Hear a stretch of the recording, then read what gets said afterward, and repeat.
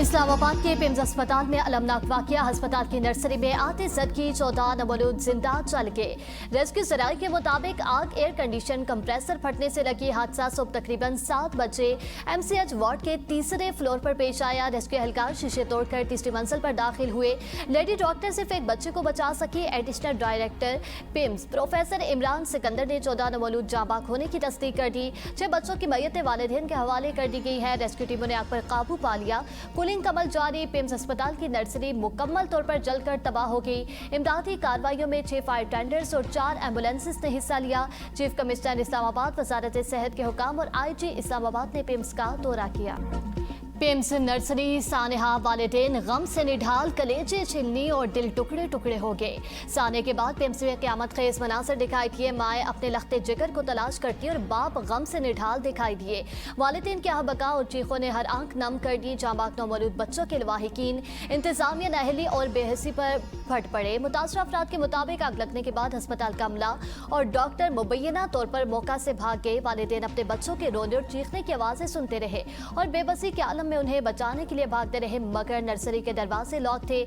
लवाहिकीन का कहना है कि अगर मुतल्लिका अमला मौका पर मौजूद होता और बर वक्त दरवाजे खोल दिए जाते तो कई मासूम जानें बचाई जा सकती थी। 14 नवोलूद बच्चों की मौत ने खानदानों की दुनिया उजाड़ दी। लवाहिकीन इंसाफ और जिम्मेदारों के तयन का मुतालबा कर रहे हैं।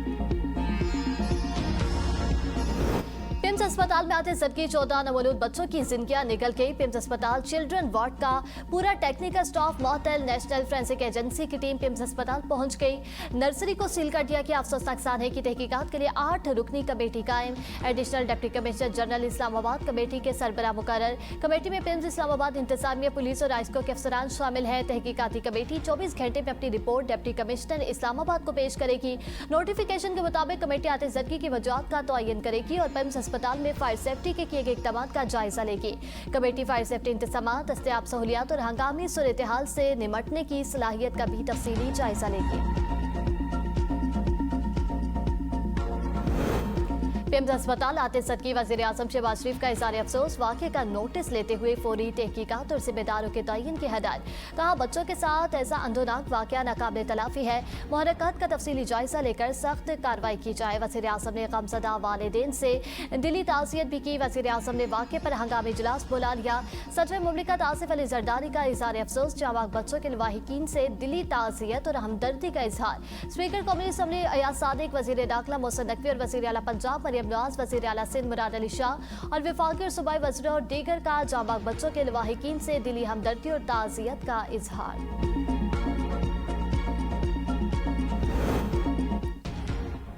वफाकी वज़ीर डॉक्टर तारिक फजल चौधरी का पिम्स अस्पताल का दौरा। आईसीयू यूनिट का मुआयना किया। वाक़े पर इंतजामिया से ब्रीफिंग ली। मीडिया टॉक में कहा आग तेजी से फैली। बेशतर बच्चों की मौत दम घुटने और धुएं से हुई। आते सदगी की हतमी वजह ताहाल मालूम नहीं। शॉर्ट सर्किट और ऐसी कंप्रेसर फटने के इम्कानात का जायजा जारी है। ऑक्सीजन लाइन्स और सिलेंडर के बाइस आग तेजी से फैली।